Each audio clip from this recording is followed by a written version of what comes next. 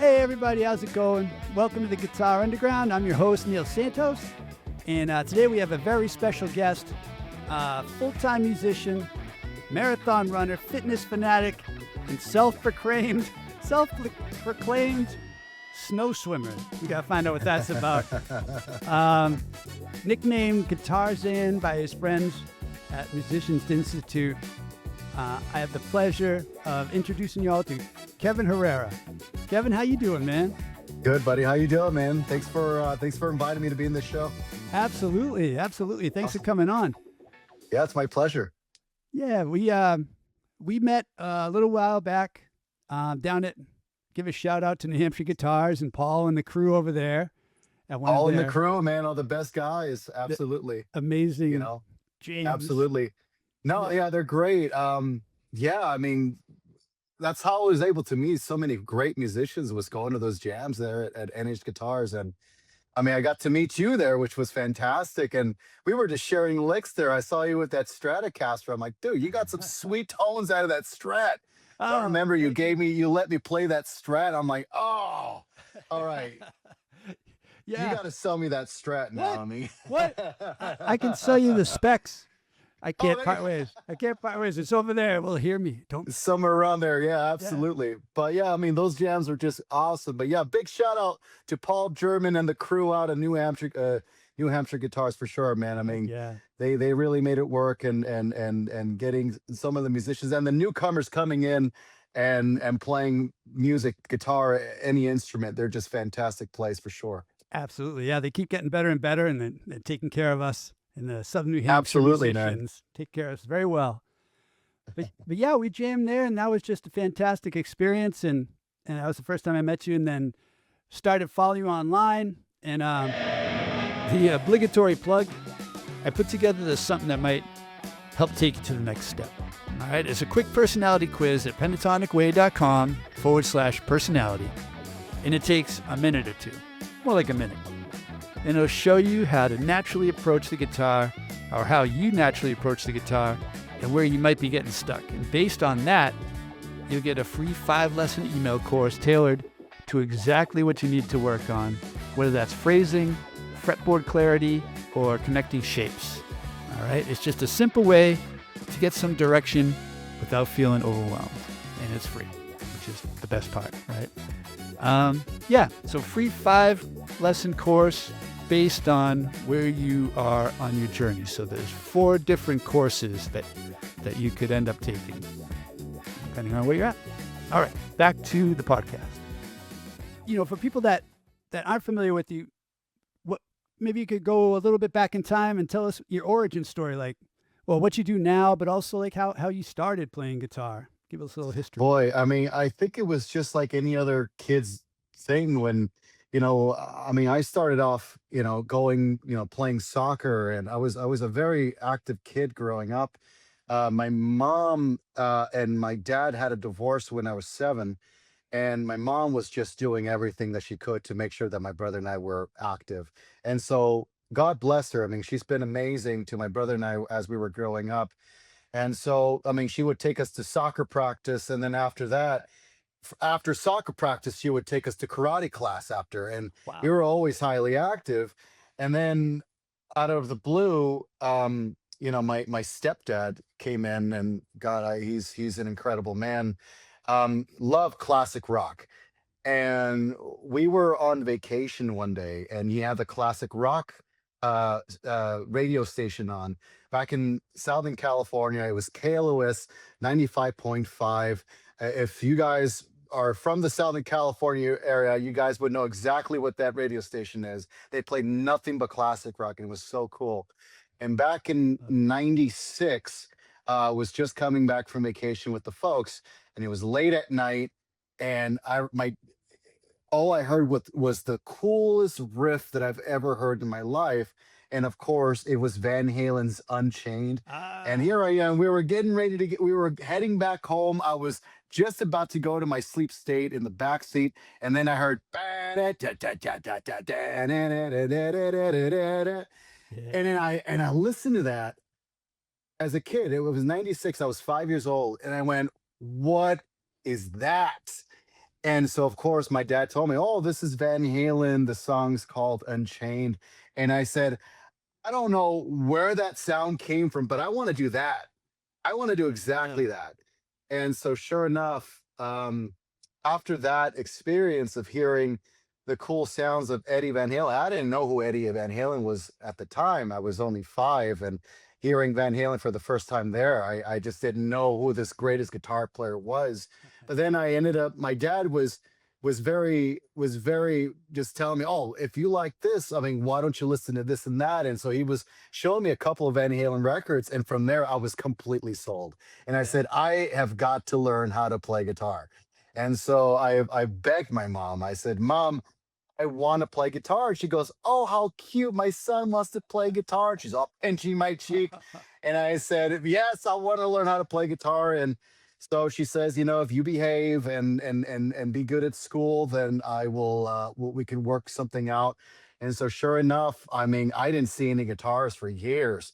And I didn't think I was ever going to play until one day, 5 years later, during Christmas.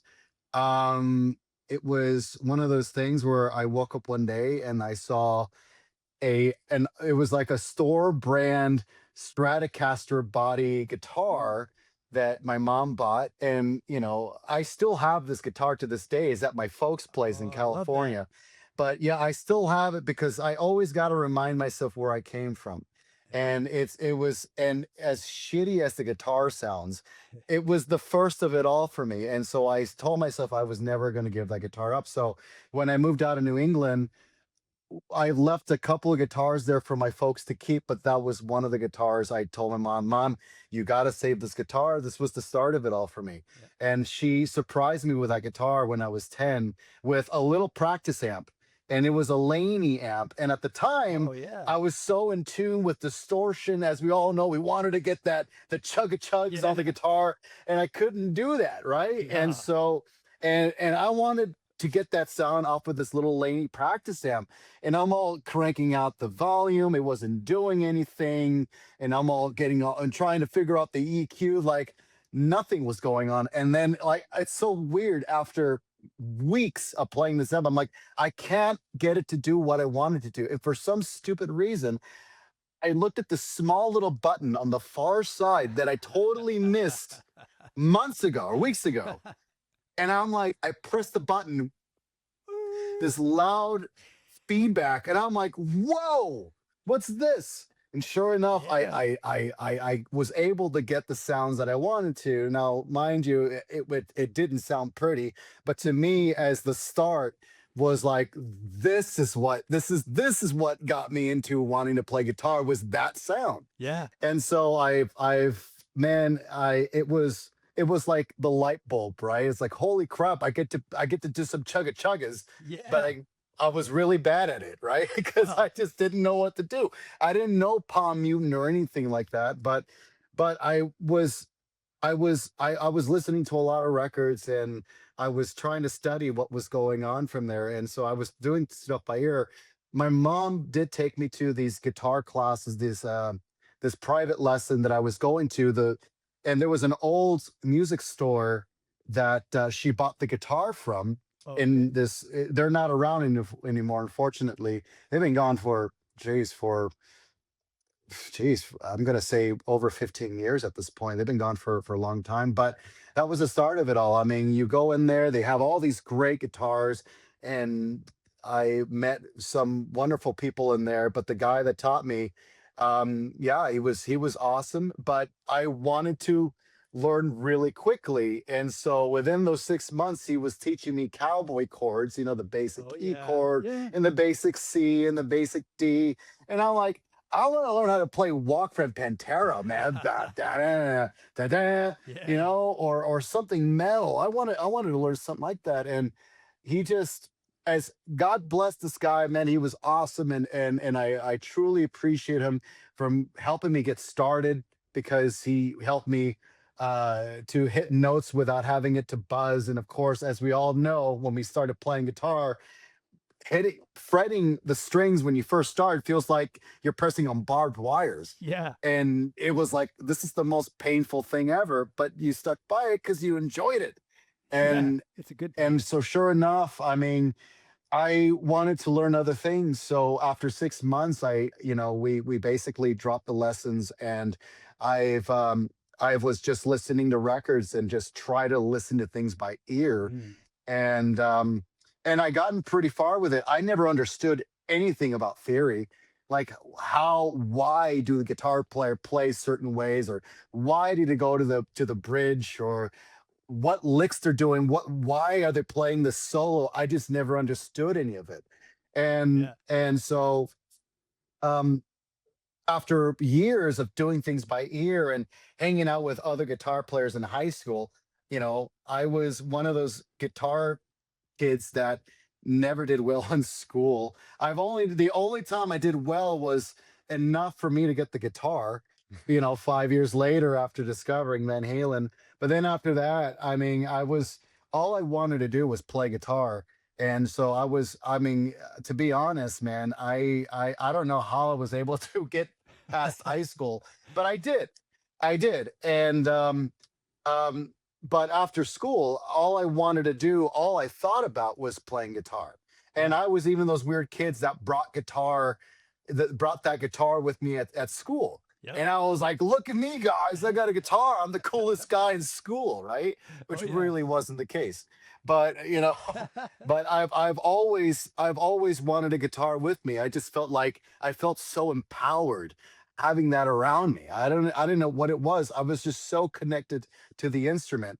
And so Yeah. every day after school, after high school, I would hang around with my other guitar geeks, and we go to Guitar Center, and we play like every guitar we find on the rack, and we crank the Line 6 Spider 3 series, Ooh. which we thought were the coolest freaking thing ever, Yeah, right? I can They're all imagine. digital. It's like you were discovering oh, this is the sound from Eruption. Ooh, this is great. Or Sounds this just is the like it. guitars. Yeah, exactly. Or the sound of Pink Floyd, The Wall. Like, oh Oh my God, they yeah. nailed this tone. It's exact, you know?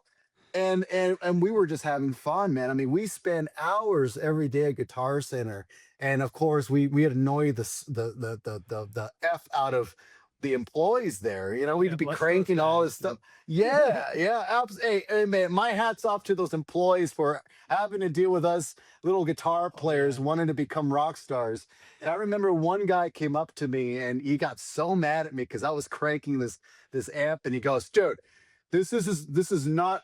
I mean, this is not the Staples Center, which is an arena in LA. Right. This is not the Staples Center, man. Just turn that stuff down. It doesn't need to be that loud. I'm like, shit. And so I turned it down, and you leave Wow. that, crank it back up again. I You told you. know? Yeah, absolutely. But it was so cool. I mean, guitar was so much fun that I wanted to experience more and to learn more about it. And then finally, I during my sophomore year of high school, a friend of mine was telling me something about this summer courses at this place called Musicians Institute that's in Okay. Hollywood, California. Yeah, And yeah. I went, that's kind of cool. I mean, and so what is this course about? And so it's a summer course where you meet random musicians that you've never met before, and you get together with them for a month, and you compose this song together, whatever Cool. a song, whether it's a cover or an original. And after that month of the courses, meeting with some top people, top players in the industry, you get to record that song in their studio. Well, And wow. so, of course, you're talking about $100,000 studio at Musicians Institute. You're using the best equipment there, and which was great. I've never took the course, but I was interested in checking out what this Musicians Institute place was all about, because I thought it was only for these summer courses. I didn't know much about it. Right. And so my buddy goes, "Man, I gotta go check this place out." I'm like, "I am going with you." And so one weekend, we decided to take a drive down to Hollywood, which was Hollywood, is only a 40-minute drive to where I used to live, where my parents currently live at right now. They live in Palmdale, not far from Hollywood. Oh, okay. And we were excited to go check this place out. My buddy was trying to speed, and he was speeding just to get to Hollywood, and we got pulled over by the Oh cops, and he no. ended up getting a ticket. Oh And I man. was like, dude, I want to get there safely, man. I mean, come on, just take it easy, man. He goes, all right, all right. So he ended up going there, and it was so awesome, dude. It was like, this is not what I expected. I thought it was just some small building that you get together with musicians and do this record, and Right. that was that. It's a school, it's a Oh college, and yeah. I'm like, holy shit. I did not Nice. expect this. And you're walking down the hallways, and each side of the hallways were doors that led to classes. I mean, you're looking at one door, or you're looking through one door, there's a couple guitar players doing this. Looking at another, there's some guy cranking it on the drums. Nice. And I'm like, I think I know where I want to go after high school. I think Yeah. this is it. That And was sure it. enough, at that point, I was looking at my credits in high school. I'm like, I don't think I'm going to graduate high Oh school. man. And so I made it as far as my senior year. And I remember I was looking through some of the courses that I was taking at my senior year of high school. And of course, one of the courses was a guitar course. And I'm like, I'm Oh nice. definitely taking that. Yeah. And so a few weeks during my senior year of high school, I got called in at the dean's office. And, it was one of those things where the security comes in. It was like, all right, Kevin Herrera, go to the dean's office. And everyone was like, ooh, Kevin's in trouble. And I'm like, hey, shut up, guys. I mean, and I was never the sharpest knife in the drawer. I always gotten myself into trouble. And at this point, I'm like, what did I do this time? Right. And so sure enough, I go to the dean's office, and the woman looked, she sat me down. She goes, listen, I mean, I got to be honest with you. Your credits aren't high. And if you even decide to, if you end up getting like all A's from now into the end of the year, you're still not going to graduate. And I went, Oh shit. no. So what are my options? She says, well, you could do independent study. And so you're out of school. You only get to show up at school 3 times a week. And all you got to do is we'll give you a packet, and you study the packet, and you do the tests every 2 weeks, and then you get a credit. I'm like, done. Cool. I only get Yeah. to go to school 3 times a week, and Yeah. it's only a couple hours a day. You got yourself a deal. That was like the Yeah. coolest thing. This is And what you so want to do sure the whole enough, time. Like exactly. I didn't want to go to school. I thought that was kind of silly. But no, I mean, school. No, kids, go to school. School's important. I mean, actually, as I gotten older, I realized that I should have paid more attention in school. So pay attention to school. Don't be like me. Don't be this guitar player guy. Okay, be a lawyer. yeah. No, I'm kidding. No, um, yeah, yeah. But the crazy thing is that after taking these courses, independent study, I've had plenty of time to study, which was great. And I said to myself, okay, if I really want to go to this college, I have to graduate high school. So that means I had to basically all the negative. I have to like remove all the negative from here on out. And I was hanging out with the wrong people. I was ah, always getting stoned. I was getting drunk during classes. And so I said to myself, if I really want to study school, then it's time for me to change my ways. And so I would that think. last year of school, I went home, or I stayed home, excuse me, and I studied and studied and studied. And at that point, even if there was a subject I didn't understand, I knew a few friends that were really smart, and of some friends out there. I mean, Lester, you guys were great. Thank you guys so much for helping me get through high school. But these guys were really, really cool, and were able to get me to understanding certain subjects that I didn't understand. And because of that, I was able to like get one credit after another. I was just getting it done, Uh, getting it done, getting it done. And that entire year, the rest of my senior year, I was able to get enough credits to graduate high school that same year. And so I was awesome. like, fucking awesome. So that made me so blessed that I was able to do so. So at that point, I sat my mom down, and she goes, all right, so you're going to graduate high school. Congratulations to you, sonny boy. So what do you want to do after? And I said, Mom, I want to be a musician. And she goes, and she gave me this like the most disapproving face. It was crazy. And she goes, uh, are you sure you don't want to like study to become a doctor or a nurse or something? And I went, no, mom, I want to be a rock star. Nice. And so, and You? you know, and the crazy thing is that as weird as that experience was, because at first my folks weren't supportive with that at all, because they go, it's music. I mean, what are you going to do with music? I mean, and that's always been the hard thing with everyone when you're starting out, especially with music. They just don't believe that you're going to make something Right. out of it. Right. And so my mom was very worried. She goes, don't you want to be a doctor and make the money that you want to make and live the life that you want? I'm like, no, I want to just get it all in and just be a musician full time. I may not be as rich as I would be if I was a doctor or a nurse or something, but at least I'll be happy trying to do what I really want to do and what I think I've meant to do to be in this world. And so at that point, she says, "Okay, let's make it Awesome. happen." And so she was really, really cool. Now, fast forwarding to now, I mean, my mom's like really supportive now. She's like, "Where are you playing tonight?" I'm like, and I'm in some place in Pennsylvania or in New York or in Ohio, and I'm telling her I'm playing at this theater or whatever, and she's like, "Oh my God, it's incredible." So the Yeah, it fact is. that nowadays I have my family's 100% support means a lot to me, because I didn't have that in the beginning. That makes it You know, nice. yeah, no, it does. I mean, my biological father uh, played guitar, Oh, but I okay. never knew it when my folks were together. Oh. Before my parents split when I was 7, I didn't know my father played guitar, and I Wow. remember one day, I think I was 5, and I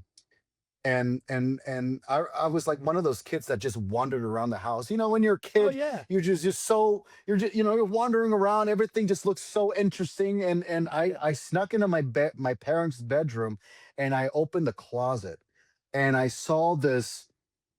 It's I saw at the time I didn't know, but years later I realized what it was. It was a 1984 Gibson Explorer, Oh my gosh. and I Wow. didn't know that, Yeah. but I mean, I still have photos of my dad having this Explorer. Ooh, that's But cool. when I opened it when I was a kid, at first I thought it was a gun, and I was like, "Whoa, look at my dad's got a gun! Wooden Holy, this gun. is crazy!" And it's got strings. Yeah, I mean, the Explorer kind of has the shape It of a, really does I don't know, kinda. like, yeah. And I'm like, "This is the coolest gun I've ever seen." Sure, it was. It was an Explorer, but it had strings on it, and I remember kinda, like, rubbing my fingers throughout the 6 strings, and I'm like, Yeah. "I've never heard anything like it," and I'm like, I didn't think much of it. I left the room, but that moment, I was like, "What is that?" And I Yeah. never knew. And so, years after my parents had a divorce, I would frequently visit my dad, and I was like, "Dude, what was that guitar that you had hiding in the closet?"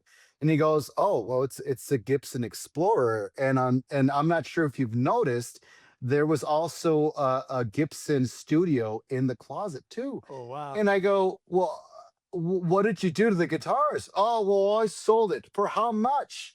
And he Oh, goes, man. "For the 2 guitars, I sold it for 300." I'm like, "You're such an idiot. Oh! You are an idiot."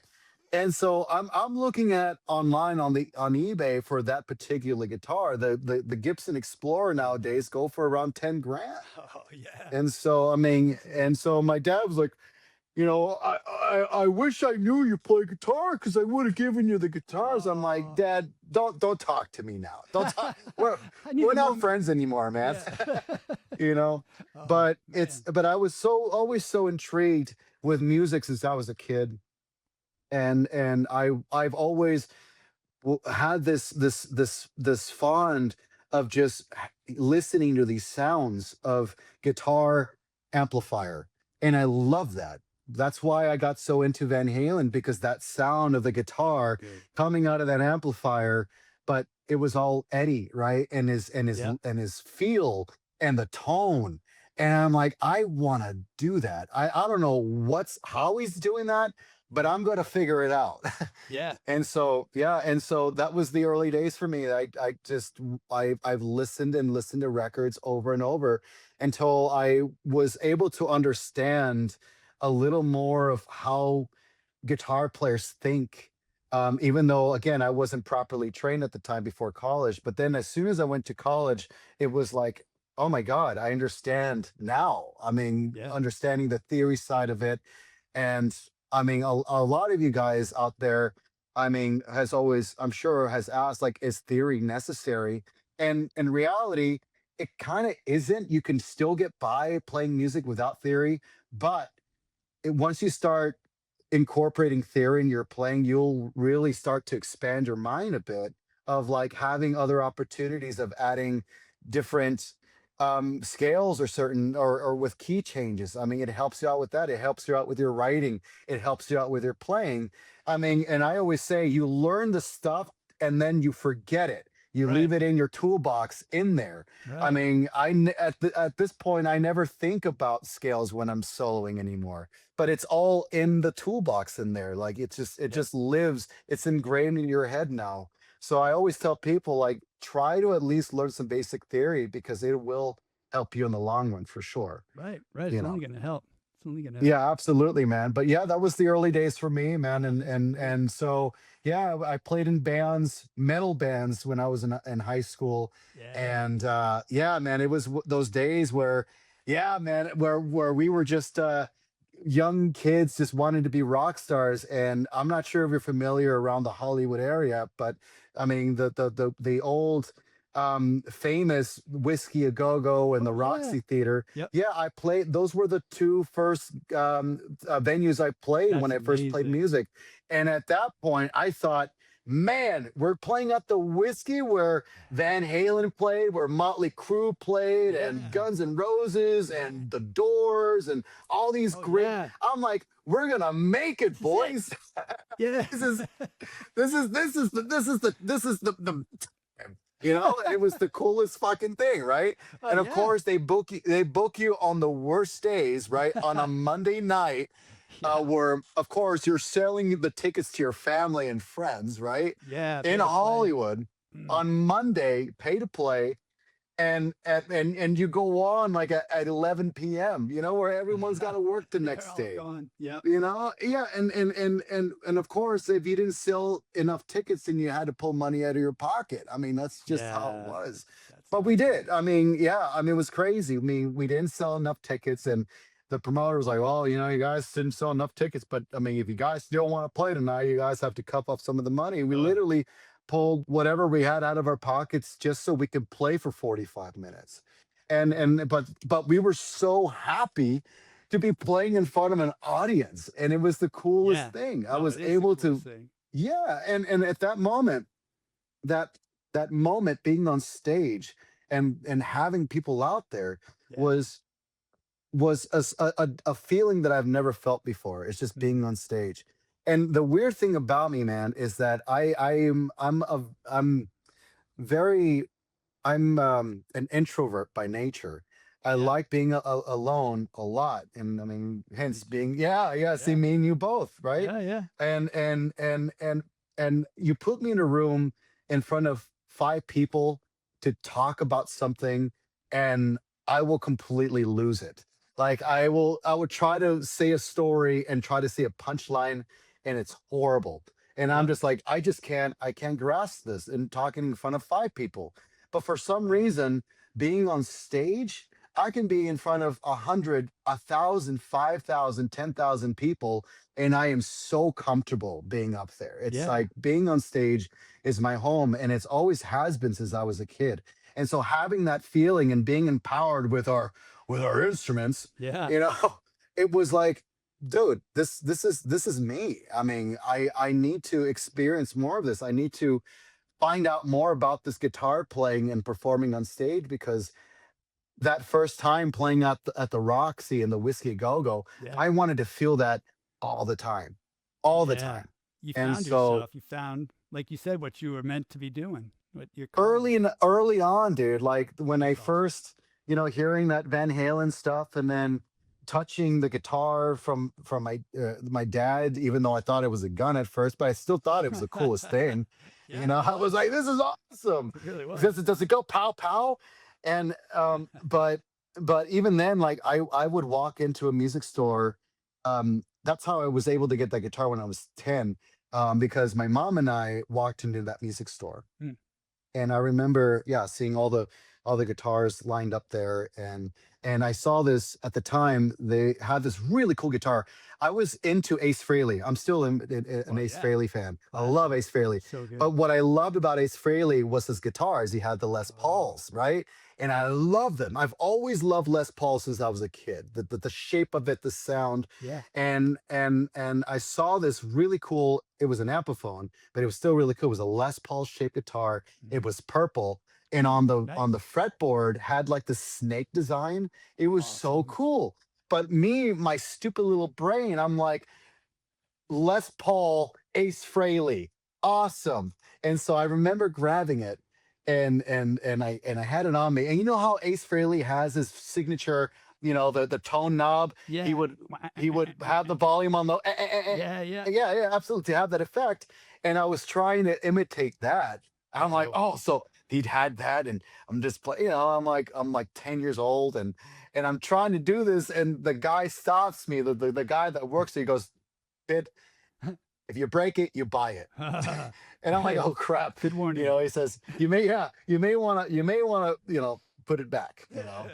And so, and at that point, yeah, that's where I saw a couple of other guitars, and then I saw this really cool that Stratocaster, store brand, and I was like, this is kind of nice. And that's when my mom goes like, how does that feel? And I'm like, oh, I mean, I didn't know what the hell I was doing, Feels but like a guitar. I was like, this feels. And I remember feeling it for the first time, and I remember saying, this guitar is so heavy. And this really cute woman that worked there at the time, I remember her. She goes, "Well, this is why guitar players are so strong." And I'm like, "Yes, I'm going to be a strong guitar That was player." your other You know? origin story, your fitness Yeah, origin no, that story. was it. Yeah, absolutely. That's where it all began. That's where it Yeah. all began.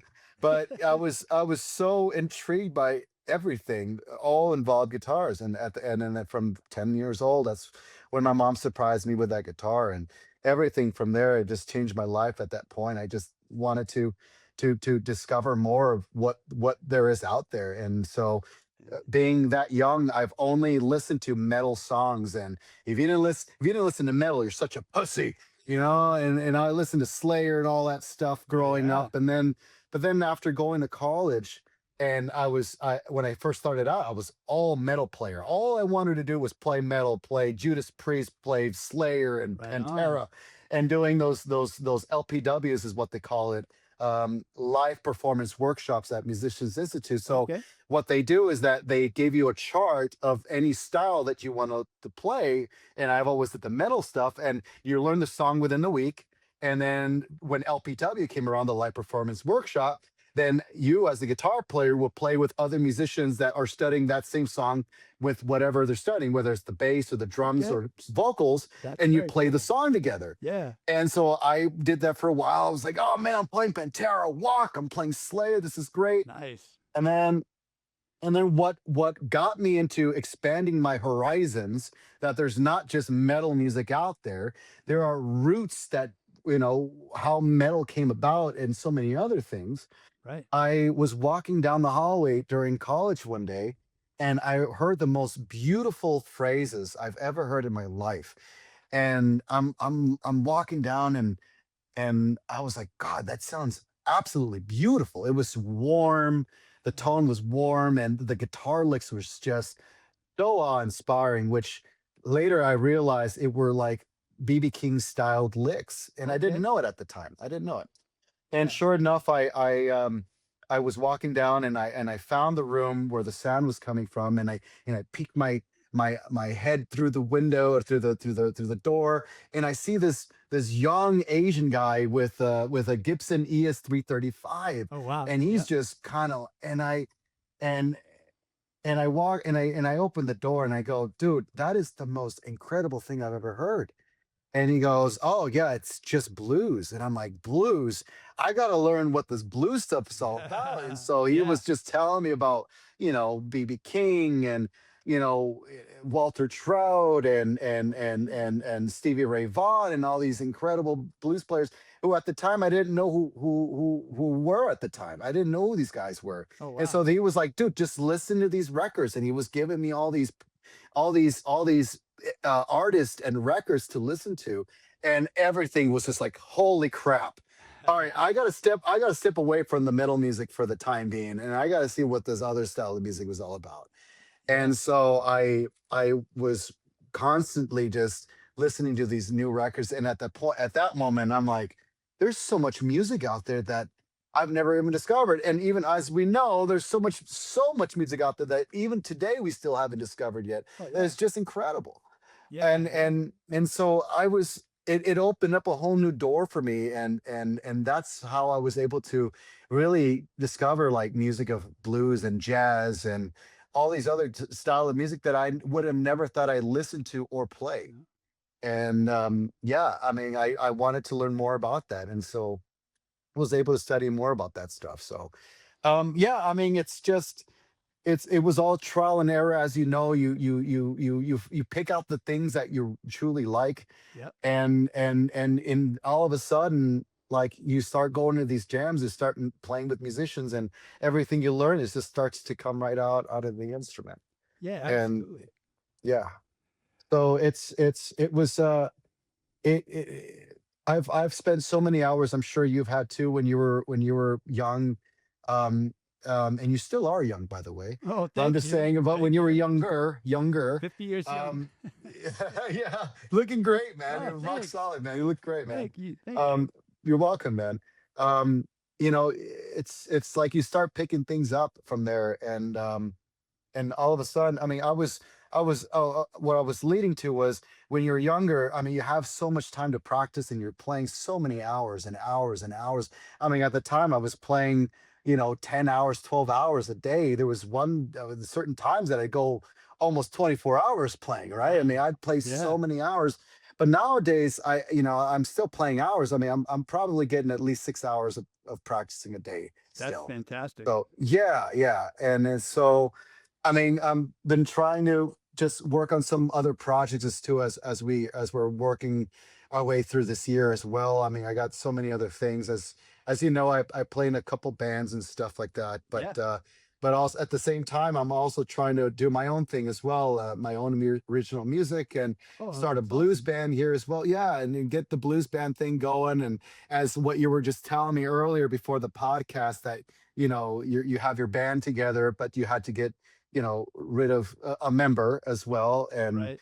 but at the same time, it's just it's I'm in that position where I'm trying to find the right group of musicians to see what works and what doesn't work. Yeah, yeah. And It's the slow to hire, fast to fire thing. Like you want to yeah, yeah, take your time and find the right people. I get it. that's it, man. And it all takes time, man. I'm currently playing with that tribute band, Foreigner's Journey, and Yeah, you that guys are band started. fantastic. It's a fun band. It's a great concept. And I mean, as you know, there's a lot of Foreigner fans and a lot of Journey fans, and we fill out the seats because people love the two bands. Yeah. But yeah, I mean, this that band has been around for 10 years, and it took them about 6 years to find the right musicians. It just Yeah. it's all trial and error to see who's the fit, and who's got the time, and it's all a process, So as you know. how did you end up getting that gig? So when I first moved to New England about 9 years ago, wow, time is flying. Wow. Yeah. um Boy, man, I can't believe I've been here for that long already. It felt like yesterday. But 9 winters. nine winters out here, man, and nine snow swims. I saw that. Oh, man, that's great. I want to hear Yeah. about that again and then Yeah, right we'll after. get to that in a minute for sure. But yeah, I mean, I was always into the whole tribute band scene, but going back a little bit, I wasn't always in tribute bands. When I was in LA, I played in numerous bands, and then finally at the age of 22, I landed a gig with this guy named Guitar Shorty, who is no longer with us anymore. But But he was very big in the blues community. I'm sure Awesome. maybe some of you listeners must have heard of Guitar Shorty before. He was great friends with Jimi Hendrix back in the day. And he's written so many records. Guitar Shorty has written so many records. You can find him on Spotify, or Nice. if you type in Guitar Shorty on Google, you'll see exactly what he's done. He had a long career, and I was blessed enough to work with him. And I gotten that gig from a blues jam that I did, and the drummer happened to be there that night, and I he was like, "Dude, you play great blues," and I'm like, "Oh, thank you so much." And he says, "I currently play for Guitar Shorty.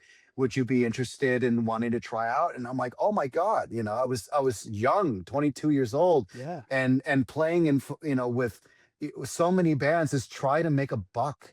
Right. Trying to make a dollar, because at the time I was only making 20 $25 a gig, $30 a gig. And even being that young, I thought that was, oh, I'm making some pretty decent money. Right. It really, yeah, I'm making a lot of money here. It really wasn't, Right. and so I was working my way up the scope. And finally I landed that gig, which for the first time ever I was able to go on my very first tour at age 22, Awesome. touring with this guy. And he took me under his wing, and he's been my mentor for years, for years, for years. And thanks Love to to hear it. him, to Guitar Shorty, and my friend, who is a dear friend of mine, the drummer, his name is Dan Duras. And we're still great friends to this very day. And I still thank him for calling me to do this gig for him, because that's how I was able to really have real life experience as a musician, traveling and seeing these wonderful places. I mean, we travel all over the country. At age 22, I was able to travel all over the country. I went to Canada. I even went to the Europe, and I toured around Europe for a while as well. It was the coolest thing. And I'm like, and at that moment, man, I was like, this is what I was meant to do. You This just is it. know it. Yeah. Yeah, you just know it, and it, like, things just clicked. And so I was with Shorty for a while, and then out of nowhere, one woman who I used to play for in a cover band, Hmm. her husband plays in a tribute band. And so he tells me, he's like, "Listen, my husband is in a pickle, and they're looking for a fill-in guitar player to play for an Eagles tribute." And I said, "Yeah." And I said, "This is kind of interesting." I mean, I would never thought of being in a tribute band at the time, but I said, screw it. I mean, it was just to try. Yeah. And so sure enough, they gave me 2 weeks to prepare the stuff. I was doing all the Don Felder stuff. I was the Don Oh Felder wow. guy. Cool. And yeah, and then having that experience of really getting into, like, the mode of just listening to every guitar part, and, like, the why, and Right. why do they play it this way, and why are they playing the guitar, like, the licks and the rhythm and everything. And you were dissecting every part, Yeah. and I'd never done that before. And it was really cool to really understand why that music came about for the Eagles stuff. And I was I was I mean, I'm still a big fan of the Eagles, so it was really Fantastic. fun. Absolutely. And it was really fun to learn that stuff. Right. And so I went from every night playing with Shorty, and every night we played things differently. And that's what I love. And I still, to this day, which, that's the whole thing with the project I'm working on now, is just to be with musicians that just love to jam and do things differently every time. And so I love that so much. I'll get to that in a minute. But fast forwarding a little bit to now with the long run, that's how I was able to get more experience of playing for like a tribute band world at that point. Because after that first show, I played at this place for them. It's in Long Beach, California. It's called Lido Live. It's a theater. And 2 weeks preparation to get that stuff done. I was so nervous I bet. because, yeah, because before I was just like, okay, play what you feel. It's all, Yeah. you're all in the moment, which is what I love dearly. To, like, all right, I gotta nail these songs note for note. Because people And know it's it like, in the audience. They're yeah, expecting people, it. yeah, It's that's note. it. you know? Exactly. You get Yeah. the diehard Eagles fans that just know every nuance. Oh, Like, yeah. okay, Hotel California. Brown, everyone knows the solo. If you Yep. just go like brown, it's Do like, the dude, fucking, yeah, this guy. This it's guy. freaking guy. Get this guy off the stage. He's fired. You know. And so after 2 weeks, I'm like, geez, I'm so nervous, and I've already Oh, been playing for, professionally for a few years, and for some reason, I'm just so nervous tonight.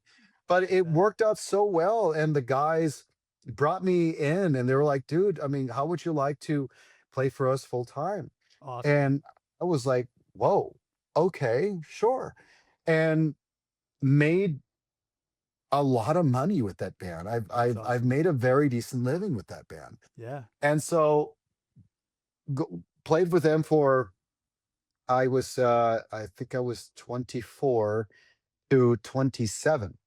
Okay. And so I decided from that point when I was 27 that I wanted to change scenery. And my girlfriend is originally from New England, Okay. and I met her in LA. And so she goes, she was living in LA at the time, and so she was feeling, she was feeling heart homesick, Homesick? Yeah, yeah. and so she wanted to come back to New England. I've never been to New England before, and so Right. she goes, well, I'm just feeling really homesick. And I go, well, um, what do you want to do? And so she goes, well, I think I want to move back to New England. And so I thought our relationship was going to end at the time. I was like, oh shit, but I wasn't going to stop her. I told her, if you want to move to New England, that's your decision. I'm not going to chain you up and Right. keep you here. I Right. mean, it was your decision. I mean, that's where your heart wants, and that's what you're going to get. But I told her, I said, but if you're going to New England and you're driving there, I want to drive there to take you there and then just get you settled in, and then I'll fly back to LA. And I'm like, That's great. and plus, I've never been to New England before. What's so great about Boston? You know, what's so great about this New England place we talk about? The things that I've heard about in movies and in stories. I Right. just didn't think much of it. Boston, what the fuck is that? And so, sure enough, we drove across country, and took us about 4.5 days to get to Boston, from LA to Boston, That's four and pretty a half fast. days. Wow. It wasn't that bad. I mean, we just kind of Kept blew going. by, man, and we just Yeah. did. And then sure enough, we got to New England, and I freaking fell in love with the area, man. Yeah. And when we just drove there, I've never been to the East Coast at the time. And so we were on the from LA, from California, all the way to North Carolina. We were stuck in the same route, Interstate 40, You just don't want until to you got, one. Yeah. yeah, this is Yeah, I just a know. straight shot until you got to North Carolina. And once you reach North Carolina, then you start taking the other routes to work your way up north. Yep. And at that point, I'm looking at the sign. I'm like, holy crap! I'm like 300 miles away from New York. I've never That's seen New wild. York before. Yeah. Yeah, I was like, and then she was like, oh yeah, we're driving through George Washington Bridge, and I'm like, Okay. this is Yeah. George Washington. Well, no, and I'm like looking around. That's New York City. Holy crap! I was such a tourist, right? I love it. And then of course I was only a few hours away from Boston, and we're all driving, and finally get to Boston. It was like 2:30 in the morning, and we finally pulled up to her friend's house, which she stayed for a while. It was 2:30 in the morning, and her friend was very, very sweet. She brought us in, and then um, the very next day, we woke up and it was covered in snow. Oh my And gosh. it never happened. We got Magical. there. Yes, we got there at 2:30 in the morning. The ground was dry. And the very next morning, waking up, I remember, I think we got up at 10 o'clock. We were just so tired from the trip. And I woke up the next morning. I'm like, there's fucking snow out there. And I just, you know, we're all walking out, and I'm Is that like, your first time seeing snow? no, I mean, I've had a few experiences with snow in LA, but I mean, we Okay. only get snow like once every 8 years or so, and Okay. even I didn't even then, know that. we only get snow. It's like we only get about an inch or two of snow, and it's one of those things where LA, Southern California, is just so, when they see snow, it's like what do we do with It this? shuts Like down the whole. they shut down the whole city with an inch of snow. It's like, what do we do here? As you know, when it snows out here, everyone's got everything all laid Oh out. yeah. You got, everyone's got their shovels out and their trucks just really to push. Oh Here in yeah. LA, they don't know what to do with it, even if it's an inch of snow. And so it's a big deal. I mean, people they close the schools. I mean, they close work, and I mean, and then all of nowhere, the very next day, we had about, I think it was about, geez, it was like 10 inches of snow. Wow. Now I've never seen that much snow That's a before. lot. I've seen snow before, but not that much. And I'm like, that is a lot of snow. How are we going to get ourselves out of this? They must close the schools and my girlfriend was like, uh, no, no, it's the way of life here, darling. yeah. And so, and then I'm seeing, it's everyone's off doing their own thing on, on a snow day. I'm like, this is crazy. But, at that point, I was able to see what New England was all about, and I immediately fell in love with it. I mean, I got to see the Well, city of Boston and the history, and yeah. just being around it just had this vibe that I've never got to experience. I mean, when I saw Boston, I've only seen him in movies. I've never got to Right. see it what it's like in person. Yeah. And I'm like, damn, like I think I see myself living here, but I don't know. And so sure Yeah. enough, I stayed there for 2 weeks just visiting. And after that 2 weeks, I had to I had to get back. And at that moment I was like, shit, I think I don't know, what say you? I mean, are we still gonna try to make this work, or are we not? And so we decided to do this long distance thing for a while. And we didn't want to let go.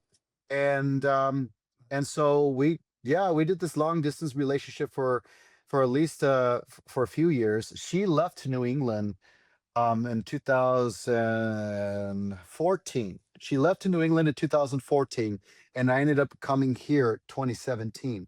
So we were doing the long distance relationship for a few That's years. a lot of And then years. Yeah. finally, yeah, I mean, at that last year, I we had this talk, and I said, listen, I mean, I can't keep doing this long distance thing. Either I go there or you come back, or we just can't have this happen anymore, because it's Mm. just, I mean, it's just too much. Yeah. And so, and then finally, I felt like I was on this crossroad thing for a while. And Mm. finally, I decided, you know what? I'm going to give Boston a chance. Oh, I love Okay. that. I'm going to give it a chance. That's And cool. so I decided is to just to put all my chips into, you know, on the table, and see where it goes.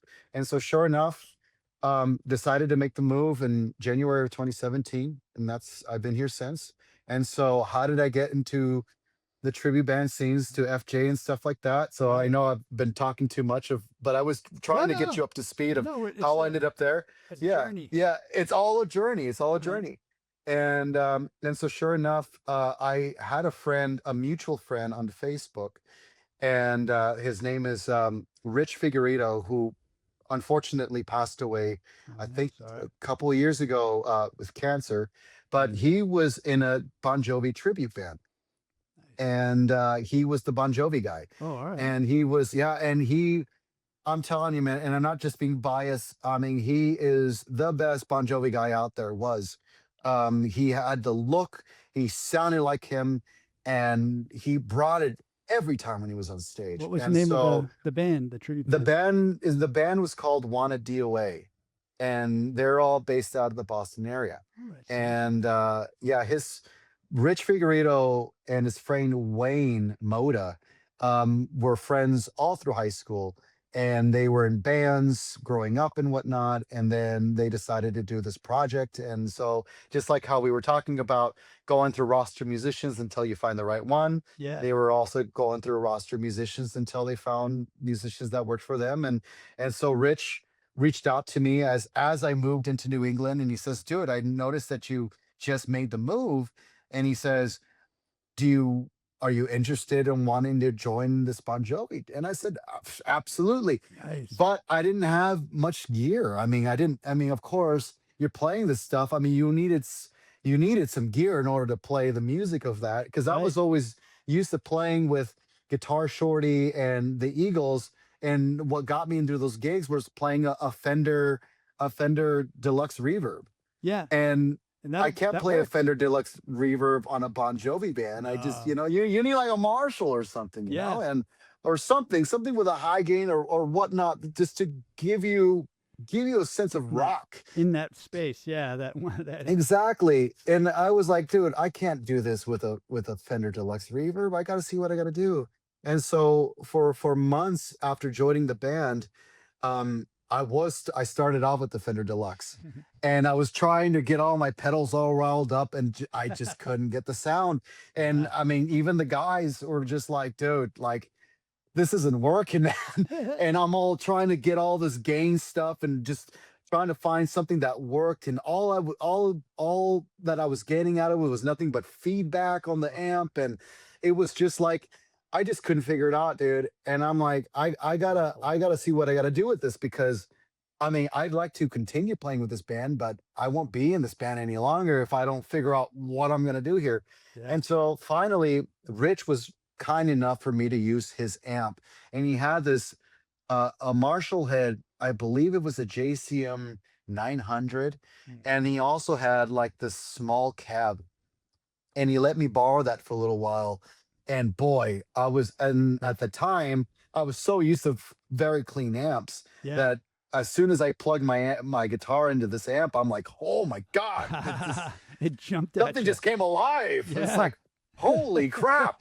It's like, turning on a fucking, like an old muscle car. It's like, oh, Yeah. Ooh. holy crap, this is amazing. It's exciting. And so I had so much fun playing with that amp. Oh, I So at bet. that point, yeah, at that point I said, okay, I need myself a pretty solid guitar that's gonna get me to do the whittly whittlies with a tremolo bar, because at the time I didn't have a tremolo bar or a Floyd Rose Yeah. guitar. You So I need said that. I gotta get, yeah, and to play that stuff, I'm like, I Yep. need a Floyd Rose. And so I ended up going to Guitar Center, and I bought myself a Charvel. Oh, nice. It's the San Dimas model that I got for $900. And for $900, the San Dimas model, awesome. I still Yeah. have that Rips. guitar. Oh, And yeah. it sounds great. Yeah, and it sounds great. It was fun. And so I plugged that into that Marshall stack, that little Marshall that he gave me, the JCM 900. Yeah. And that's when things were just like, That's the sound. whoa, it Yeah. was so much fun. Yeah. And so I played with them for quite a while until I made enough money to buy my own another Marshall amp. I ended up buying a Marshall amp at that time, and gone through a couple of other amps before I got through that Marshall, but I finally got the Marshall, and it worked out great. And then I wasn't even that band for about a year, Okay. and then finally we were the headliner of some music festival or some carnival. We were playing in the carnival, but there was like three bands playing, and we were the headliner in this carnival Cool. up in Maine. And so, sure enough, the band that came before us, the second to last band, was Foreigner's Journey. Oh, okay. And so, yeah, and so at the time they've had their old guitar player, and so they got on, and I was like, I got to listen to these guys. And so, sure enough, Yeah. they went on and they blew me away. I was like, They're oh fantastic. my, great band. And Yeah. I said, dude, wouldn't it be great if I joined that band? It was so much. It was so cool, because it was just, they had so much energy, Yeah. and the songs were just so much fun. It was great. And they had the old singer at the time. His name was Keith, but he had rock solid vocals at the time, Mm. and he was really, really good. And so I was like, man, this is great. And so did the show, and yeah, it was awesome. And later did I realize, after doing that show, being the headliner, that Yeah. those guys were eyeing on me. Oh. And so they even told me later on down the road, they were like, dude, they were looking at my playing when I was playing with this band, Bon Jovi, they wanted DOA, and they're like, boy, wouldn't it be great if he was in our You band? guys are like thinking the same Yeah, thing. it was all crazy, because they were going to fire the guitar player anyway. Uh, And unfortunately, And at that time I was stepping away from the Wanna DOA. Great guys, Mm, but things just wasn't clicking with me, and I was already wanting to leave it anyways.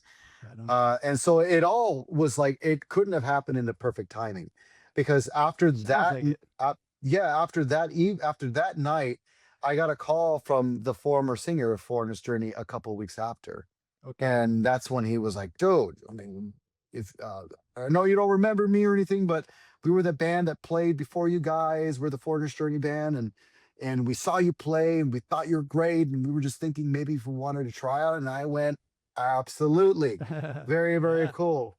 And so it was just like one thing after another, man. I mean, they brought me in, and I learned a couple of the songs that they wanted me to learn, and I brought it in, and they were so grateful, man. Yeah. And they were just so they were like, "Dude, I mean, we've never had a guitar player that actually played these songs note for note."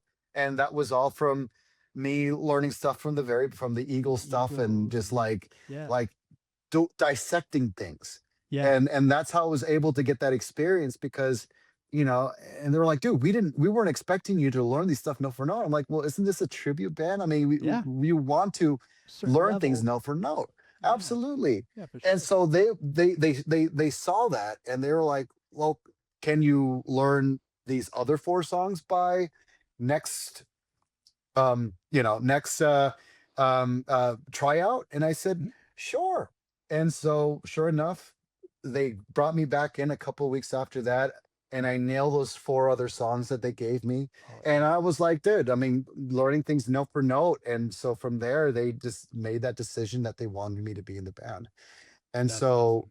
yeah, and so it was really, really cool. So I've been in that band since 2019, Wow. and so I've been with him quite a bit, and it's Yeah. been really, really cool, man. I mean, it's a rock solid band, a lot of great group of guys, and it's been working for us because we've been traveling all over. And I was Yeah. not expecting this band to really expand the way it did, because we were only playing in the Eastern Seaboard, or Okay. like mostly in the New England area. And then all of a sudden, we're playing all over the country. And Awesome. it just That's and now, I mean, yeah, for the most part, we're flying to these places now. And it's like, holy shit, I mean, you looking at our calendar, I'm like, we're going to Ohio, we're going to Pennsylvania, we're going to Arizona, we're going to Florida. I mean, we just went to Florida twice this year already. And then we really got another show, we got to get another couple shows in Florida later this year. It's like we're constantly going to these places all the time now. And it's really great. I mean, that's so fantastic. we have a great team of guys in this band that has been a great support system. We all support one another, but we all like to put our heads together and just see how we can make this show better, or what we can do to improve it. But whatever we're doing, we must be doing something right, because we're getting calls all over the place. Yeah. So it's been treating us very well, man. It's very cool. So yeah, so we got that going on, and it's great. And then and so my life isn't all about tribute bands too. Like I'd like to do other things that I always enjoy doing, something that has been my the my I don't know, I guess my drug of choice is just to play music, freely. I love to jam, and I Yeah. and I love to just get together with musicians to say, "Okay, we're gonna play a song in the key of B minor. Do what you want," Love that. and Yeah. just getting together. And so that is the other thing I got going on, is I was trying to rile up with musicians, and I already found some musicians that are interested, and we're getting together in a few weeks to do this new project that I'm working on, which is all blues based, but just playing songs and just coming from the heart, man. And that's something I've always wanted to do, I love you that. know? Well, that's good to Yeah. hear because, tribute bands and learning other people's stuff, there is a lot of satisfaction in that. Like you It say, is. and Yeah. understand those, Yeah. transcribe the parts and get as close as you can and bring and play them right and bring them, justice, do them justice. But then, yeah, like as a creative Sometimes. being, right, you need that outlet Exactly. where you want Yes. to Yes. write your own stuff. So I'd love to hear Absolutely, more about man. that. It's great because yeah, I mean, being in tribute bands is great and it's fun. Um but deep down, it's not where my heart is. It's fun and it's great because I mean, we all get to celebrate the music of these incredible bands that have written the songs, and I do love having people come to me and say, "Listen, thank you guys so much because you're bringing us back to the days where, when we heard these songs for the first time when we were Right. in high school or whatever, to our first dance or whatever it is." And I love helping people bring them back to those memories, or playing these shows and seeing everyone singing these songs together, because Right. I always say, when you're on stage, your job is to make sure that everyone's brain is not focused outside those doors, Right. but all in the moment. And I love that so much. And being in those tribute bands has helped me become a better musician, to really understand music Mhm. better and understand why guitar players or any musicians gone to a certain way musically, like how they've written the song. So I got to understand that better. Yeah. But deep down, yeah, I mean, as far as the creative side of it, I felt like even being in tribute bands for a long time is like you're trying to get your creative juices flowing. Sometimes you're just like, dude, I got nothing. And so at that point, you kind of go to this area where you're just like, man, I need to get back to where I was before, Yeah. and get on that metronome, and just come up with some things, like get your creative juices flowing Culti- back. And Cultivate that yeah, soil, right? Like let something absolutely, grow. man. And so, I've been on my instrument for weeks again, and Nice. just getting back to that mentality of like, you know, it's good to learn things note for note, transcribing things, but now it's time for me to really just let my heart out and just letting things come out naturally. What always happened to me when I was younger, and when I first started this musical career, was and that was the thing I always loved about Shorty, and um, what I will always learn from or carry from him, is that Yeah. it was always about being in the moment. Yeah. And musically, it's like you get together with the right guys and being in that moment musically, and having that musical conversation together. I love And that. that is one of the things that uh, I've always felt a few times in my life, where you gotten together with musicians and don't never rehearsed with each other before, don't know the key or whatever it is, but you play something, and some magical thing happens, Right. and Yeah. and it's like you're floating in a thin air. The music, everything is all aligned. The guitar, the bass, everyone is complimenting one another Yeah. musically, and it's like, oh my god, this is what I've been missing this entire time. This feeling, That and I've connection. only felt that a few times in my life. But when you finally get to that point, it's like a whole nother level of that musical feeling that you've never felt, but you finally get to that point, Yeah. and it just feels like you're at a high.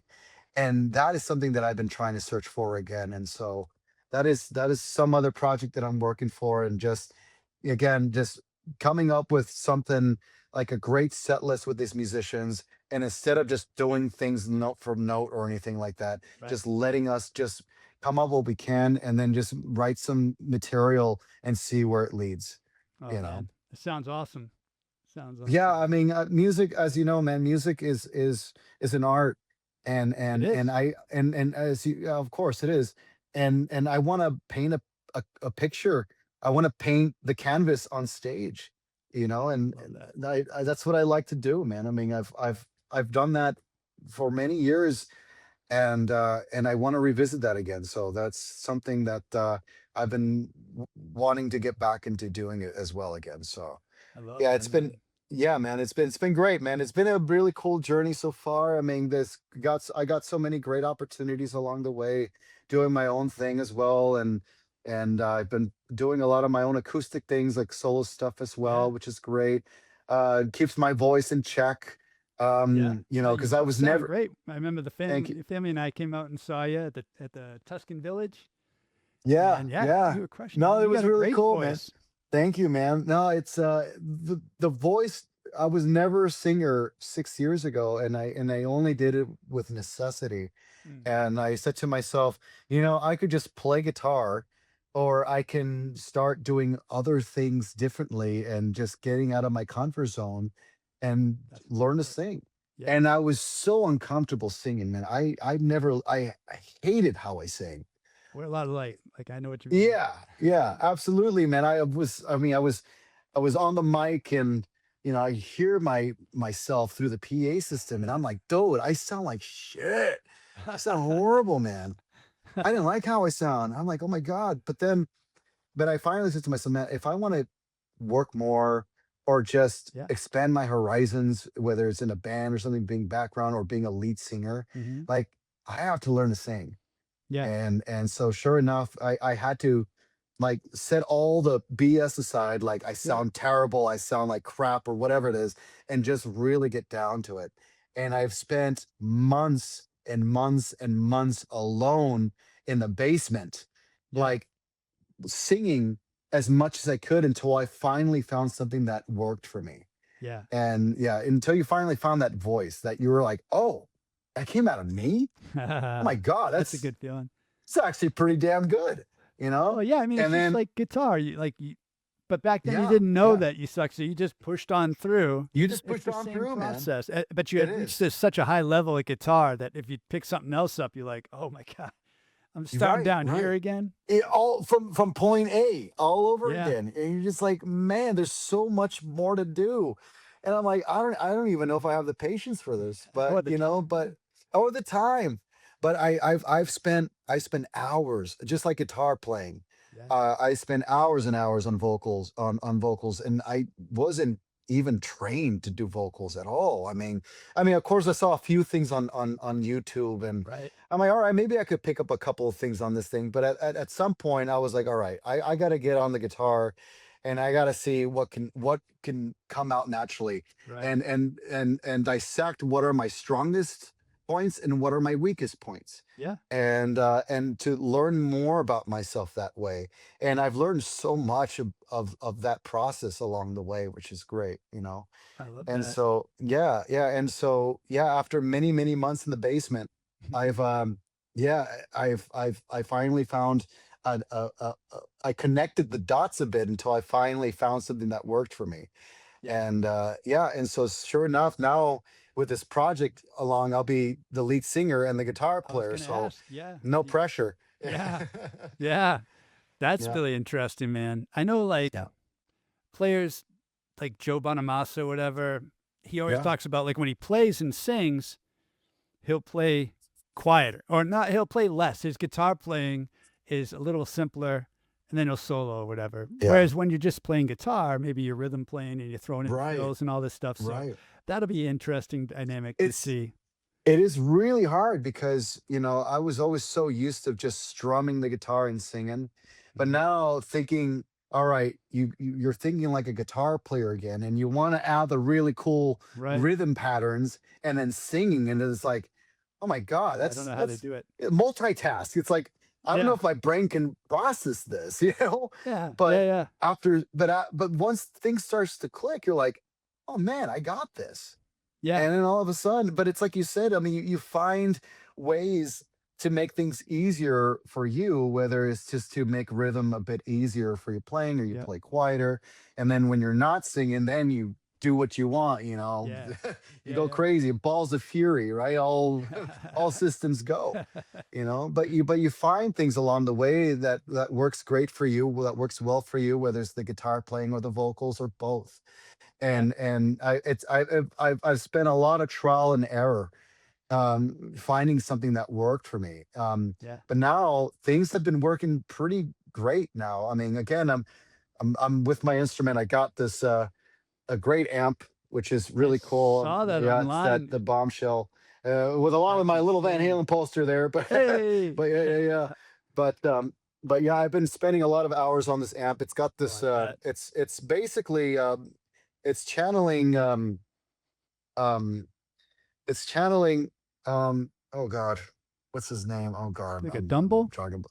Yeah, well, it's channeling a Dumble. Looks like a um Dumble. yeah, If yeah, I'm yeah, looking. it's definitely channeling a Dumble, overdrive amplifier, which is Right. awesome.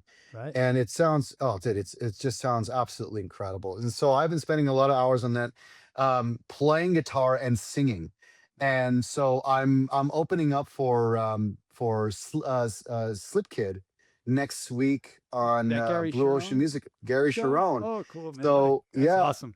yeah. So for the first time, I'm gonna be on my electric guitar and singing, and just do having that challenge. I challenged myself because they gave me the option. They were like, you can either get on the acoustic and sing, or if you want to get on the electric guitar, you're more than welcome to do that. I'm like, I'm getting on the electric guitar. I'm gonna Yeah. do it. I'm gonna make it happen. Nice. And so yeah, man, I just wanted to get on that electric guitar because I'm more of an electric guitar than anything else. Yeah. And I mean, I don't want to be strumming in chords and playing Wonderwall. I mean, I just want, Yeah. I want to play some nitty It's gritty not rock Van and roll Halen. blues. Yeah, Yeah, it's not Ace absolutely. Frehley. Something, dude. Yeah, it's Yeah. Frehley. You know. Are you gonna have a backup band when you play? Like No, no. So this is going to be a solo thing, but it's really cool because I've been I've been getting calls all over the place doing my own solo things, whether it's the acoustic or yeah. again, I've been incorporating a lot on the electric guitar too. But for the first time next week, this is I mean I'm playing in a packed house, a sold out show, basically representing me for the first time, which is Wow. great, so That's it's great. cool. So yeah, so that's another opportunity along the way. And I always say, and I always tell people, if there's an opportunity that comes your way, take the opportunity. Take it. Take Yeah. it. And of course, along the way, there's going to be some shitty gigs along the way, but sometimes you have to do the shitty gigs to get to where you Yeah. want to be. Yeah. You You never know, know. You never know. Like if you you didn't never go to know. that blues jam and get to There see you go. guy, Yeah. short get Yeah. Yeah. his Guitar drummer. shorty. Yeah. Absolutely. His drummer, and then it just It all clicked. I mean, snowballed, man. even back then, I mean, I was playing in so many cover bands when I Yeah. started, and again, that's how I met with that woman. Her name is Donna Christie, Right. who was telling me about her husband that was looking for a guitar player for the Eagles thing. And Right. with taking all those opportunities and meeting all these musicians, and they're like, "Man, we need somebody." Oh, what about that guy Kevin? I mean, and Plays. all of a sudden, yeah, absolutely, he plays okay. He's all right. He's an annoying little prick, but he can get away. He's an okay player. But I at that time I was always making myself available for anything. And even as soon as I moved out here, I was saying I was taking every opportunity there is out there just so I can get my name out there and just Right. to make myself available. I mean, just to make myself reliable. And that's Right. what people like to see is reliability. Yeah. Like, is this guy gonna show up at the gig? Is he not? I mean, 'Cause your it's just like reputation is everything, right? that's it, man. I mean, I've worked so hard to have this reputation because now I'm getting calls left and right. When I first moved out here, I had to call all these venues. I spend hours every day trying to call venues Right. just so I can get a gig. Yeah. And I was struggling. I'm like, fuck, man. And I was like, I don't even know if I'm ever gonna get a gig. And then now I'm getting places calling me to fill in or to play at a certain place now. It's just insane. That's But awesome. it's but that's it, yeah. I think a lot of people. That's a good lesson people could learn is just that tenacious, sort of proactive approach where you're just calling and you're calling and you're Yeah, hustling really, right? yeah. And then it I pays mean, off. that's the thing, man. I mean, yeah, you could I mean, being a musician is one thing, but then there's another aspect of it. I mean, you gotta get out there. Right. And I know a lot of these players, they're only playing in their bedrooms, and I always tell them, "Dude, you gotta get yourself out there." Even if it's starting off at playing at a I don't know, like an open mic or something. Just meet people, Right. do something, make connections, because again, it's like because you just don't know who you're gonna run into. And it's like you mentioned about me and that blues jam. I mean, if I wouldn't have never had that opportunity to play for Guitar Shorty if I never went in that blues jam. And I only went to that blues jam because I was pissed off. And I was like, I gotta go to this jam this to blow off some steam. No kidding. And that, yeah, now I was not gonna go. But Wow. for some, I was so mad. I forgot what I was mad about. And I'm like, I'm gonna go to this fucking place and blow off some steam and play some Blow the angry doors blues. off. Yeah. Yeah, and then sure enough, I blew off some steam, and then all of a sudden, I was Guitar Shorty's guitar player for Awesome. some years. It's That's it's so it's just cool. those things. Yeah, man, it's just those things. You gotta take those opportunities, and you have to get out there. But I mean, of course, if music is something you want to do, excuse me, allergies are kicking my ass Oh this year. yeah. Um, I mean, if music is something you want to do, I mean, you have to. It's got to be your world. You got to wake up. You got to eat, sleep, That's it. music every day, man, every day. And on top of that, I mean, as you know, I've have a couple passions in my life, and not just music, but also fitness. Yeah. I'm a marathon runner. I do that, and I know a lot of people have found an intrigueness of my marathon running things, and so do all of that as well, and snow swimming.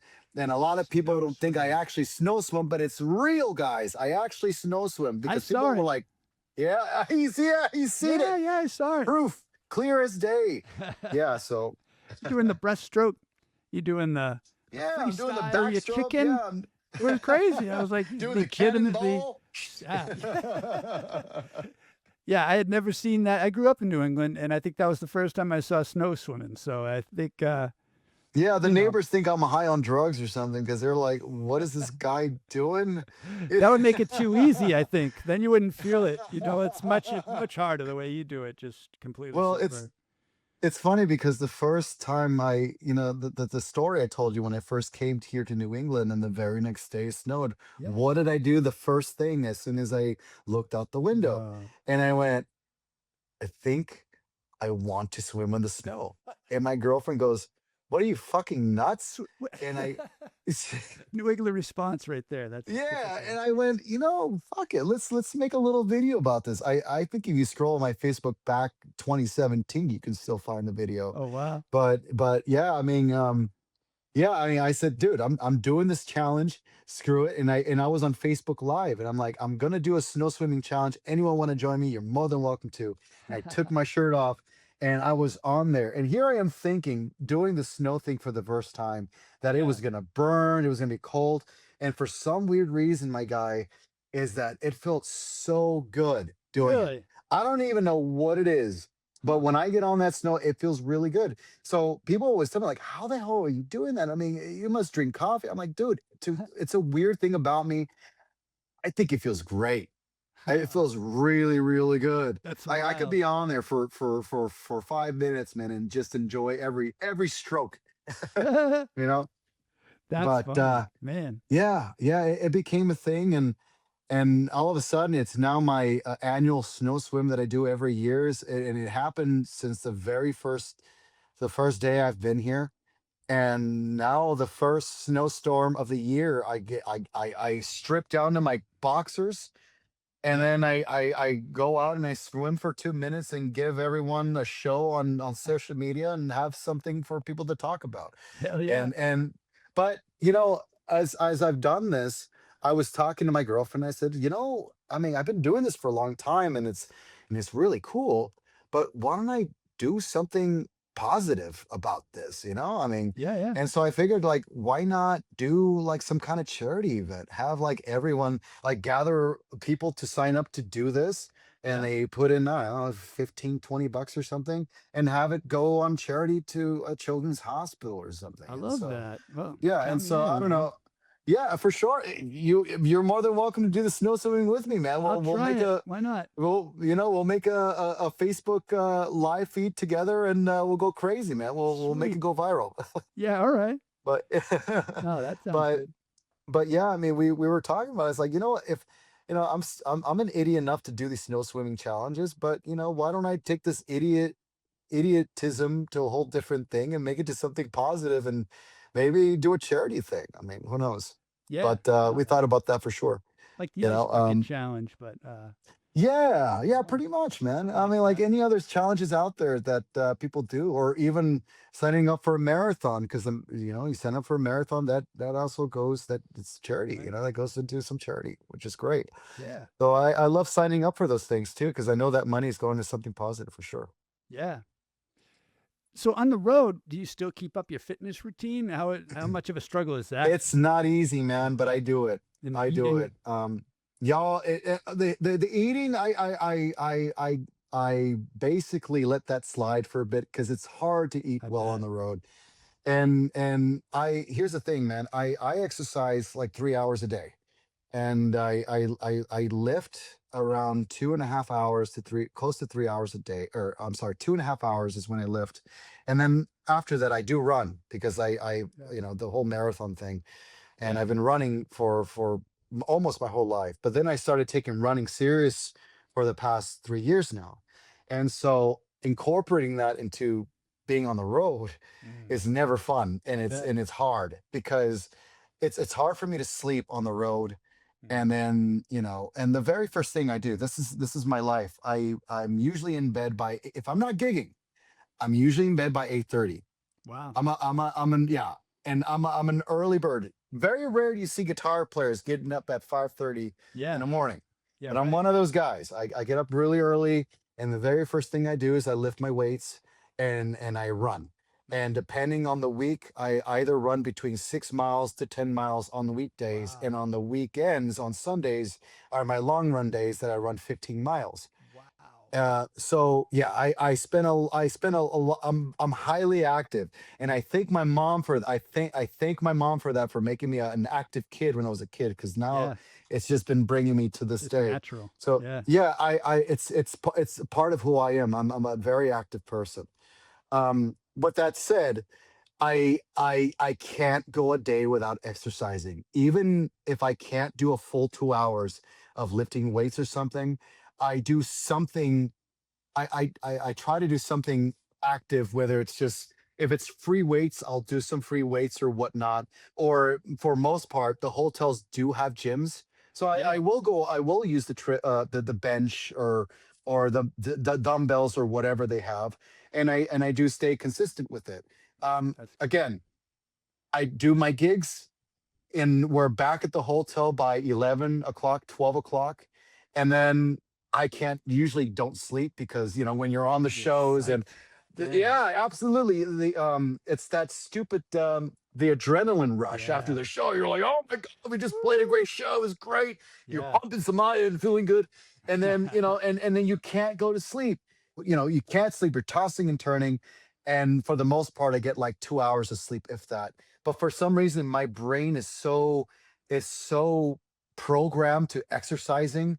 If I don't exercise, I would get really aggravated throughout the day. Oh, I bet. So I have to, man. It's like I don't just go, well, I'm tired. I'm just stay in bed, or if I skip one day, it's cool. And there'll be certain days where I'm so busy that I will skip a day, and it's fine, because I know I'm very active throughout the week, that it makes up for it for sure. But I at least get at least a couple hours of the gym time, and then I'll try to, depending on the week, I will get on the treadmill for sure. But I do incorporate my exercises every time when I'm on the road. The eating portion is really tough, but I try to go to some place that it has high protein, like either a steak, because I'm a steak eater. I'm a carnivore 100%. And I eat the chickens and whatnot. And then I keep my carbs high, like rice and stuff, because the amount of performance I have to do, whether it's exercising and performing for the shows after. So Oh, I'm yeah. expelling a lot of energy every day, from a few hours to the gym to playing two sets for, and a high Yeah. energy band. I mean, Running we're all over around that and stage. oh, yeah. Yeah, exactly. We're not standing in one place, man. We're running around. Yeah. So I mean, every day, dude, every day I'm burning at least 4,000 calories a day. And Yeah. and people are like, dude, like, you must not eat enough because you're so thin. I'm like, dude, I eat a lot. I eat so much. I just burn so much calories that I stay, lean. But Yeah. you know, but when you're on the road and you're eating, you even if you eat at some place that is not typically not healthy, you try to pick out some of the foods that are the healthier choice to eat. Right. Right. You know, The and best you go option. and you go by that. You go by that because I always mentally I say to myself, okay, this isn't the best thing to eat, but by the time I get back from the road, you're back on track. Yeah. And so Yeah. yeah, and so I take it at that, man. And it's We good were to stress oh, your go ahead. body like that every once in a while. You know what I mean? I think it's Yeah. good for it, you know? I say you got to enjoy yourself too. So as far as eating, I mean, it's always hard, but I always say to myself, you got to enjoy yourself too. Don't go too strict on the diet too, Yep. because I mean, life is about having a balance. And if you're just gonna be strict all day every day, because when I first started this journey and when I was going on the road, Yeah. I was trying to eat clean on Mm, the road, and the problem about that is that I end up not eating enough. right. And then so when I exercise the very next morning or when I perform, I have no energy. Yeah. You And so I always tell myself, okay, I'm going to be on the road for about a week or two. I'm looking at the routes. Typically, the places that we're going to go to eat aren't the healthiest places. right. But then you just kind of like, you kind of do your homework, like, okay, this is where we're going to go. What is the menu like? And you kind of just look at the stuff that isn't so offensive. Right. And so you kind of go by that or whatever. Or if you just go to a fast food, then, just eat your fucking burger Just and yeah. just, Don't worry and, about it. and just don't worry about it. Yeah. And as soon as you get back, you know, home, you get back on track Yeah. and just think of it that way. But I always say, always be mindful of the stuff that you eat. That's it. Just be mindful. Oh, I I mean, agree. I agree. yeah. Yeah. And Yeah. Get the grilled chicken instead of the fried chicken if you can, right? Or right, whatever. Just absolutely. get Or the if you want healthier choice. yeah, or if you want a burger, get a burger maybe without the bun or something, or whatever it is. Yeah. Or do the burger with no fries. There you go. Exclude the fries out or something Yeah. like Yeah. that. Yep. But it's just like you try to think these things and try to see what works for you. I mean, I finally found something that works for me. That has I've been incorporating everything into my lifestyle too. So being on the road and then doing my exercises and trying to eat as good as I can, or if I can't, it's okay. It's not the end of the world. Yeah. And then after I'm done eating, then I spend like at least I do play at least a couple hours before I go on do these shows because I'm very critical about my playing. And so when we're at the venue, the guys will even vouch for this. I'm in some room in some corner playing for 2 hours before the shows. Wow. Yeah, That's and getting you that's warmed it. up. I have to. Well, I that have to. that explains why you crush it so much every time I Oh, see thank you. you, man. Thank Yeah. you so much, dude. No, it's I take, I mean, music is fun and I love playing music, but I'm always so critical about my playing. And there's always once in a while, you'll always get someone posting a video of your playing, Mm. and then you listen to yourself, and you're like, oh shit. I was like, oh boy, I gotta get back on the drawing board. What's going The on here? woodshed. It's like, yeah, absolutely. Like I sounded horrible here, or I didn't do this line right, or whatever it is. And so I always like to take the time to really to play and to make sure by the time I'm on stage, these guys are nice and loose, Yep. And people always tell me like, dude, like, why are you practicing so much? I mean, you're good enough. I'm like, it's not that. It's like, you know, and I always tell them this, like, you're talking, let's say a boxer is getting ready for his pay-per-view fight. Is he sitting in the locker room just sitting down waiting for his fight? No, No. he's with his coach and he's doing a couple of jabs, he's warming up his body, Yeah. getting ready for the fight, moving his body. Or a pitcher, Yeah. getting ready to pitch. Is he sitting in the bench just waiting for him to get on the field and pitch? No, he's fucking pitching. He's Yeah. pitching before he Loosening before he up. goes out and pitch, Well, you know? you know as much as anybody being so physical that like guitar and music in general or playing an instrument Yep. is 50% art and then really like 50% sport, right? Like it's Yeah. it's Yeah, so absolutely. physical and then Yeah. you have the whole mental part which is about, artistic choices and stuff, but also the mental aspect of not competing but performing at a high level it's they're so connected, you know. It's all connected, man. And I always tell people, like, if you want to perform on stage, at least do some physical activity, because I mean, it's I always say, if you're a musician, you're performing on these stages, it does take some type of athleticism to do that. It And does. especially if you want to be in those in a musician, not only a musician, but a performer. And I Yeah. always tell musicians, like, dude, yes, play the music, but when people are paying money to see you, you want to perform too, Yeah. you know? Yeah. And you want to be that musician that people will look at you and be like, man, not only is this guy or this band a great band, but they were so much fun to watch. Yeah. And Absolutely. that takes a lot of energy to do that, because Yep. so many bands could just sit on one spot and just strum Yep. the chords and play the music. And I played in a lot of bands that do that, which is fine. I mean, there's nothing wrong with it. I think that's most people do, right? Right, Unfortunately. exactly. Yeah, I mean, there's nothing wrong with that. But if people are there to see you, Right. you want to make it memorable for them, and not just the music. The music is a big part of it, Yeah. obviously, but it's also the visual. What they It's also see. yeah, it's For sure. everything. It's a show. I remember reading something about when Steve Vai was going from, playing for Frank Zappa into David Lee Roth's band. That was like Mhm. a huge shift for him because David Yeah, was yeah, similar to you. Like he'd get up and he'd right. run for three Yes, hours and yes, come back. And like, yeah, he's like, why do you do that? He's like, listen, when you get on stage, you'll see because we're going to be up there for 2 hours and we yeah. go nuts. Like we don't It's stop. crazy. So you really have to kind of condition yourself for that. I love seeing the old Van Halen videos, Oh, in me their too. prime, Oh, yeah. because that is what I'm talking about. It's like, not only were they a rockin' band and they were so good together musically, Yeah.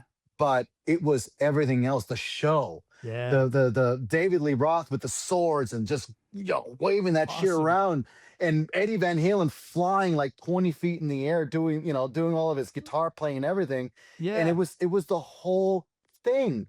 Yep. And when I play these shows, I'm not as crazy as Van Halen, but I at least try to, make it more into an exciting thing where you're involving the audience too. They're Yeah. not just there to see you. You're out there to the audience, and you're Yep. kind of bringing them on to the journey as well. And Exactly. so, yeah, I've seen you do it a couple of times, and I thought it was the greatest thing where you come off stage like during a song, you either find like a child there, or maybe yeah. like a person with special needs, and you have them strum the song while you play, and I think that was just awesome, dude. Oh You yeah. could see their I face light up, and they're part of the show at that point, and I was just like Yeah. that stuck I with me. Yeah, man, I have a thing with anyone with special needs, and anyone that is go to these shows. I always like to make sure that they're having the best time. And so I've had a couple of instances where I brought one, on stage, well, twice already. His name is Nathaniel, and Nice. he's um he's one of my biggest fans, which is great. And so he goes out, his mom takes him to these shows, and so with that, I always, because you can tell he always wants to be a rock star. And Yeah. so I like to give him that little taste of, okay, you know what, let's make that dream come true for you. Let's give you that feeling. Oh, I And love that. so on one of the songs, I basically bring him on stage and I just put a guitar around him, and I do this like long solo section for like 2 minutes. Nice. And when I'm doing that, I kind of just step away from the stage, and I kind of just let him, like, Air doing like guitar it. air guitar on the guitar, like as I'm doing the solo off stage. I And love he's that. like front, yeah, and he's front center, and people are just like giving him Yeah. all the attention, and they're cheering for him. And Yep. just how excited he looked, because he's never felt that before. Yeah. And seeing that makes me, like, it just makes me really happy to see, Yeah. and not just that experience, not just that night, but I see so many people bringing in their kids, or their, brothers or sisters that are special needs. And if you've noticed what I do, the first people I go up to first are the ones that are the special needs. And I always like go there and I give them all the attention. I And love I that. always ask them like, dude, did you guys have a good time? And they always say they do. And some of them give me like the longest hug, and I can't help but to hug them as hard as I can too, because just to see them having a good time Yeah. is why it always reminds me why I enjoy what I do. Right. Because it's that feeling that you give people. It's music is all love, man. It's all love and It it's all is. connection. It's all Yeah. love and connection. And it's that's again, that's what I enjoy doing. That's why I love to perform. I love to be in front of an audience, and I love to be in front of people to perform, but also just give people that feeling, that light. Just you know, give Yeah. everyone that feeling where, nothing else matters. Be in the moment and make people forget about what's going on outside those doors, because there's so much shit going on in the world today. Oh man, tell me And about it. absolutely, man. And so I like to make sure with how long I'm playing on stage that people can forget what's going on for a while and just be together and be all at one and just have a good time. Yeah. Ah man, I love that. I love that so much, man, and it's so Thanks, true. man. I can't wait to see you play live again.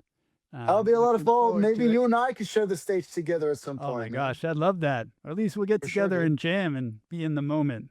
That would be Absolutely, fantastic. man. I mean, again, I enjoy inspiring. You're a great guitar player. Oh, And, you got it. the first time I heard you play, dude, I'm like, dude, this guy's great. He's the real deal. And, I got to steal some of his licks. You can have them. You can have them. They're all for you, man. Thanks, man. uh, For sure. so you got that gig coming up with Gary, opening for Gary. Yeah. Um, Yeah. I got that going on. what date is that again? You want to tell people just so So they the know? day is May 15th. Okay. Um, yeah, it's next Friday. Okay. It is sold out, unfortunately, so people can't buy tickets. So unless you already bought a ticket, um, I mean, I'm sure there'll be more opportunities for that out there, but Cool.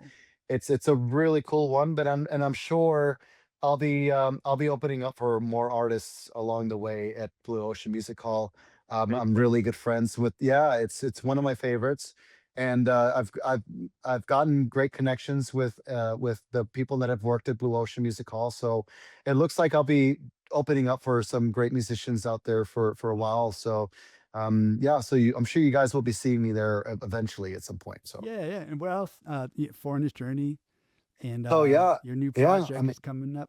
absolutely. I mean, if you guys want to know where I'm playing, or if you guys want to know more information about me, just go on my website. It's my full name. It's kevinalexanderherrera.com. All right. You guys can see exactly where I'm playing, whether it's my own band, my solo stuff, or with FJ. Or if you're just interested with the band FJ, it's fjtribute.com. Or you guys can find me on all social media platforms. I'm on Facebook. Just type in my full name, Kevin Alexander Herrera. I'm on there. Instagram, Kevin Alexander Herrera 91, which is the year I was born, 91. You can find me on there. I'm also on TikTok with the same Kevin Alexander Herrera 91. Cool. Um, yeah, you just find me. I mean, I'm sure if you type in my name, you'll find me anywhere on Google. I'm not hard to find. So All right. I'll make I'm it easy everywhere. too. If you're listening right now, just go to the show notes. You can click No, on there it. you go. Yeah, Yeah, right there. absolutely. It's clear. All right Absolutely. It's there. all on there. Perfect. Make See, it easy. this is why you get paid the big bucks. That's right. I'm still waiting for my check, but yeah, Aren't we we do all? it for Aren't love. we Oh all? yeah. They're lost in the mail. Yeah. That's all right. Well, Kevin, man, thank you again so much. This has Thank you, been a buddy. pleasure to Absolutely, chat with man. you. And, For sure, man. It's a pleasure. Thanks again for having me. It's always great to talk to you. And we definitely need to get together. It's been long overdue. Same here. Same here. Be safe out there, man. You too, brother. Thanks a Thanks. lot, man.